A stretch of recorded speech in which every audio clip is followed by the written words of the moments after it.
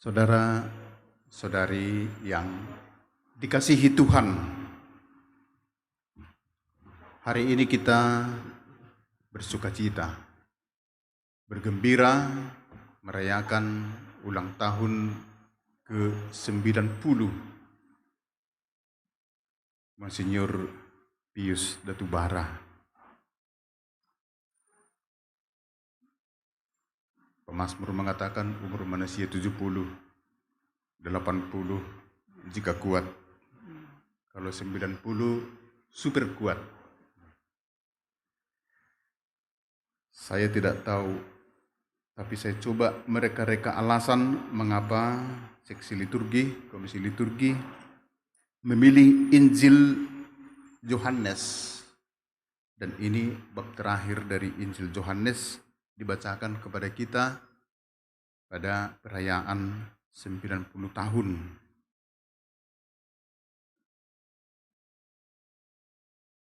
Tiga kali Yesus berkata kepada Petrus, Simon, anak Yohanes, apakah engkau mengasihi aku lebih daripada mereka ini?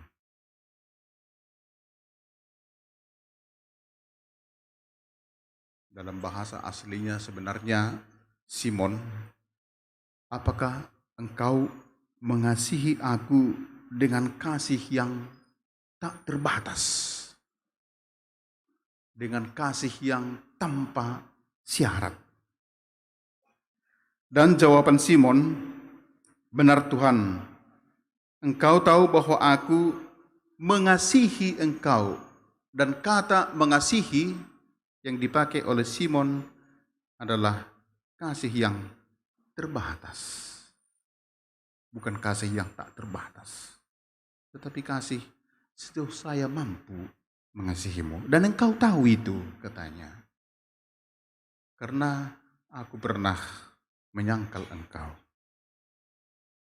Kemudian kedua kalinya Yesus bertanya kepada Simon dengan nada yang sama. Dan pertanyaannya, apakah engkau mengasihi aku dengan kasih yang tidak terbatas?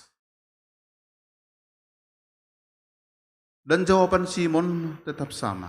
Benar Tuhan, engkau tahu. Ibu Tohodo, tahunya kau bahwa kasihku terbatas. Tak sanggup saya mengasihi seperti kasih tak terbatas seperti yang kau berikan kepada manusia. Dan kendati pun begitu, tetap kedua kali Yesus mengatakan, gembalakanlah domba-dombaku. Tetapi yang ketiga kali, Yesus menurunkan derajat perkataan kasih itu, mencintai. Simon, anak Yohanes, apakah engkau mengasihi aku dengan kasih yang kamu sanggup, kamu miliki, tentu kasih yang terbatas? Dan jawaban Simon tetap sama. Ya Tuhan, engkau tahu segala sesuatu. Engkau tahu bahwa kasihku kepadamu tidak seperti kasihmu kepada kami. Tetapi demikian aku mengasihi engkau. Kemudian Yesus mengatakan, gembalakanlah domba-dombaku. Yesus memberikan estafet kegembalaan kepada Simon setelah mengetahui dari Simon sendiri bahwa Simon mengasihinya. Syarat yang diharapkan oleh Yesus untuk menyerahkan tongkat kegembalaan kepada Simon, syaratnya adalah bahwa Simon mengasihi Yesus. Simon memang pernah menyangkal, mengatakan 3 kali sebelum ayam berkokok bahwa dia tidak mengenal Yesus. Maka Yesus ingin kepastian bahwa Simon sungguh mengasihinya, sungguh mencintainya. Karena Syarat menjadi seorang gembala pertama-tama dan utama adalah mengasihi Yesus sebagai gembala. Mengasihi Yesus sebagai pemilik domba-domba. Pekerja yang tidak mengasihi Tuhan tidak akan mengasihi pekerjaan, tidak akan menggembalakan domba-domba sebagaimana diharapkan oleh Tuhan sendiri. Maka Yesus memastikan bahwa Petrus itu sungguh mengasihi Yesus, maka tongkat kegembalaan, tugas penggembalaan diserahkan kepadanya. Gembalakanlah domba-dombaku. Saudara-saudara yang terkasih, Monsinyur Pius telah menggembalakan domba-domba Yesus di Keuskupan Agung Medan ini selama lebih kurang 45 tahun. Tahun 1976 dihabiskan sebagai uskup auxiliar. Kemudian 2009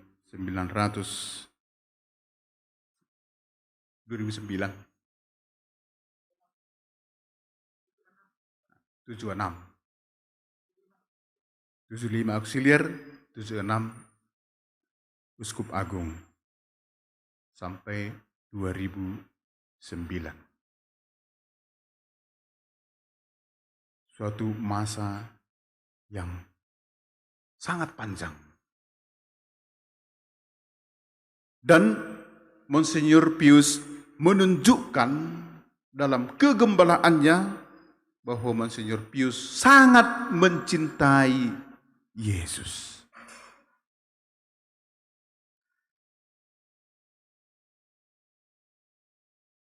Waktu saya seorang imam, sekarang pun masih imam, sebelum habiskan uskup, ketika masa kegembalaan Monsinyur Pius, hal yang sangat mengagumkan bagi diri saya dalam kegembalaannya, yang untuk saya sangat sulit saya laksanakan sekarang ini. Bisa kalian tebak apa? Ada dua hal.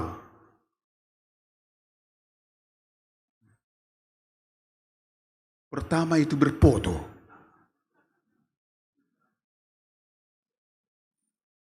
Berfoto hal yang sangat sederhana, tapi itulah pelayanan yang sangat kena kepada banyak orang. Itu yang kedua. Yang paling utama, mendoakan pribadi, lepas pribadi. Sampai dipayungi karena antri yang sangat panjang untuk minta didoakan. Dan beliau tahan mendoakan satu orang itu lama. Benar-benar sampai puas. Sampai urat-urat saraf semua menjadi lentur karena doa.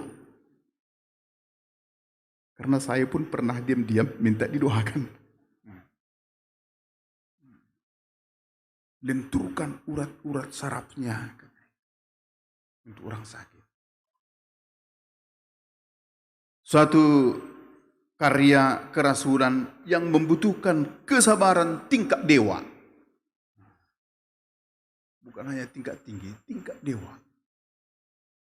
Luar biasa. Itu hal yang paling saya ingat. Selain banyak hal yang sangat menarik, misalnya untuk saya Monsinyur Pius ini suatu orator yang ulung. Kata pembukaan pengantar misa bisa 5 menit. Khotbah 45 menit.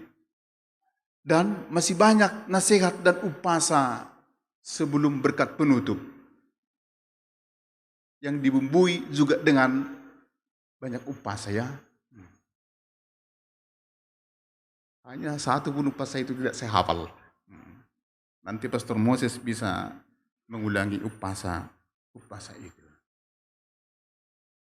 Dan dialog dengan umat Allah dalam penyampaian wejangan dengan upasul sangat apa?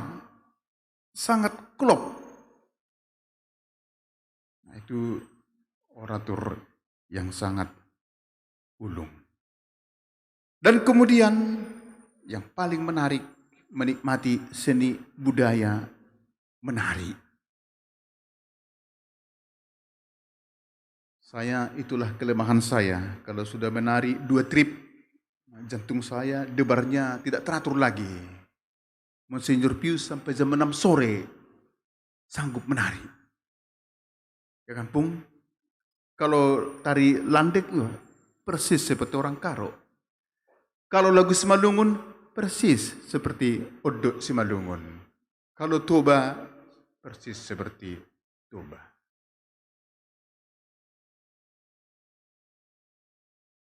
Dan juga menguasai bahasa-bahasa daerah yang ada di daerah kita ini. Tapi pernah juga saya terkikik sendiri mendengar upasa bahasa Karo. Bukan upasa tetapi sejenis merih manuk niasuhnya sebenarnya. Tapi dikatakan merih masuk manuk teruh karang katanya. Teruh karang. Itu karang. Gudang manuk itu karang. Saudara-saudara terkasih, yang tadi semua adalah ungkapan belas kasih yang dinampakkan dalam kerasulan karena beliau sangat mencintai Kristus. Cintanya kepada Kristus dibuktikan lewat kerasulan yang digerakkan oleh belas kasih. Sedemikian gerakan belas kasih kuat dalam dirinya, banyak juga orang memanfaatkan gerakan belas kasih itu dengan cara-cara yang barangkali juga yang tidak terpuji. Tetapi bukan salahnya. Gerakan belas kasih gampang terharu. Masih saya ingat sisa-sisa gerakan belas kasih itu sekitar Natal, tahun baru, tahun pertama, kedua saya di Jalan Imam Bonjol, datang ke sana segurombolan orang-orang miskin, tukang simmer sepatu, tukang parkir dan menuntut. Sebelumnya Monsinyur Pius memberikan kami, katanya, gelagapan saya terpaksalah saya berikan di situ parsel-parsel ini. Hanya ini yang ada, tidak ada uang. Saya bilang, hanya ini ada di sini. Itu sisa dari kemurahan hati yang diingat oleh banyak orang. Monsinyur Pius, engkau memberikan teladan kepada kami bagaimana mengasihi Yesus lewat kerasulan, lewat pemberian diri mengembangkan umat di Keuskupan Agung Medan ini. Dalam grup para uskup, hampir semua uskup-uskup di Indonesia mengucapkan selamat atas 90 tahun. Rupanya lawannya Menpolri waktu prater itu Monsinyur Bumbum, ya. Monsinyur Bumbum tukang smash dan tukang blok. Jauh lebih tinggi daripada Monsinyur Pius. Maka dalam hal poli, Monsinyur Pius kalah dari Monsinyur Bumbum. Tapi katanya, kendati pun begitu, dia orang yang rendah hati juga, katanya. Mengalahkan ya, permainan kalah, tetapi dalam persaudaraan tetap sangat baik karena kerendahan hatinya.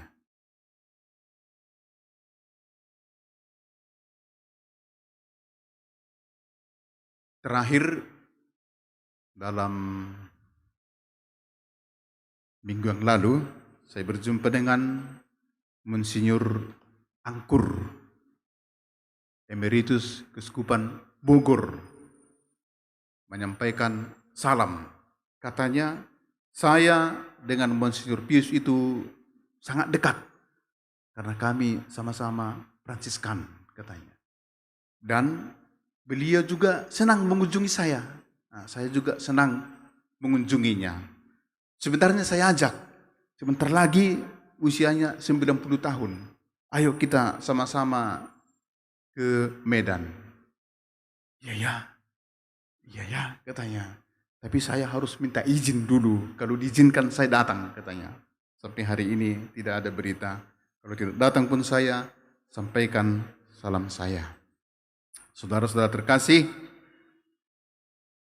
tadi saya baca-baca buku yang mengisahkan Monsinyur Pius. Barangkali tidak banyak dari antara kita memiliki buku itu. Buku yang ditulis oleh, coba tebak siapa? Siapa? Kanselarius tahu karena temannya mencari informasi. Pastor Nati dari Nebara menulis sebuah buku yang sangat menarik tentang Monsinyur Pius. Buku yang berkisah tentang hidup tetapi penuh muatan katekesi. Silahkan Anda cari buku itu dan baca. Akan menambah kasanah dan spirit kita untuk melayani.